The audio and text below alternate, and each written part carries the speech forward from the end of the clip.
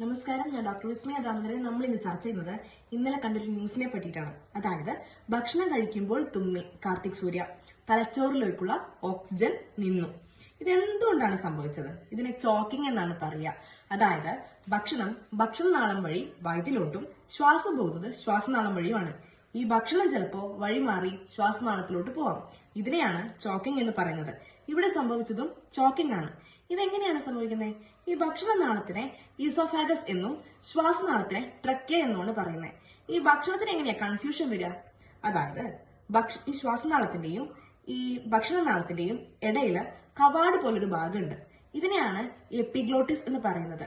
നമ്മൾ ഭക്ഷണം കഴിക്കുമ്പോൾ ഈ എപ്പിഗ്ലോട്ടിസ് അടഞ്ഞിരിക്കും. ആ സമയത്ത് ഭക്ഷണത്തിന് കൺഫ്യൂഷൻ ഇല്ലാണ്ട് അതിനെ നമുക്ക് ഭക്ഷണനാളം വഴി വയറ്റിലോട്ട് എത്തിക്കാം.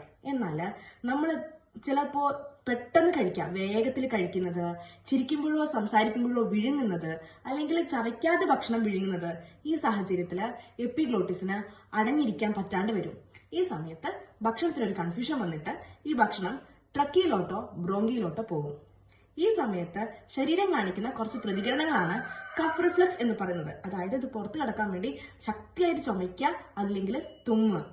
പക്ഷെ ഓക്സിജൻ എങ്ങനെയാണ് കുറയുക?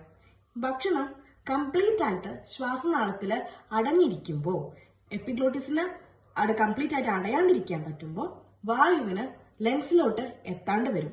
വായുവിന് ലങ്സിലേക്ക് എത്താണ്ടിരിക്കുന്ന സാഹചര്യത്തില് നമ്മളുടെ രക്തത്തിലുള്ള ഓക്സിജന്റെ അളവ് കുറയും. ഓക്സിജന്റെ അളവ് ഒരു 4 മുതൽ 6 മിനിറ്റ് വരെ കുറഞ്ഞിരിക്കുമ്പോൾ നമ്മൾ ബ്രെയിനിലുള്ള ഡാമേജ് വരാൻ തുടങ്ങും. ബ്രെയിനിലേക്ക് വായു എത്താണ്ടിരിക്കുമ്പോൾ നമുക്ക് ബ്രെയിൻ ഡാമേജ് വരെ വരാം. ഈ സമയത്ത് നമ്മൾ എങ്ങനെയാണ് ശരീരം പ്രതികരിക്കുന്നതെന്ന് വെച്ചാൽ ശക്തിയായിട്ട് ചുമയ്ക്കും. അതിനെയാണ് കഫ് റിഫ്ലക്സ് എന്ന് പറഞ്ഞല്ലോ.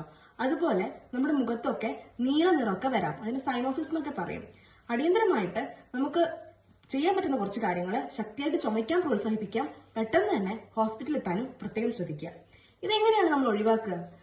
ഭക്ഷണം കഴിക്കുമ്പോൾ ചവച്ചരച്ച് കഴിക്കാൻ ശ്രദ്ധിക്കുക. അതുപോലെ തന്നെ വേഗത്തിൽ ഭക്ഷണം കഴിക്കുന്ന ഒരു പ്രവണതയുണ്ടെങ്കിൽ അത് കുറയ്ക്കുക.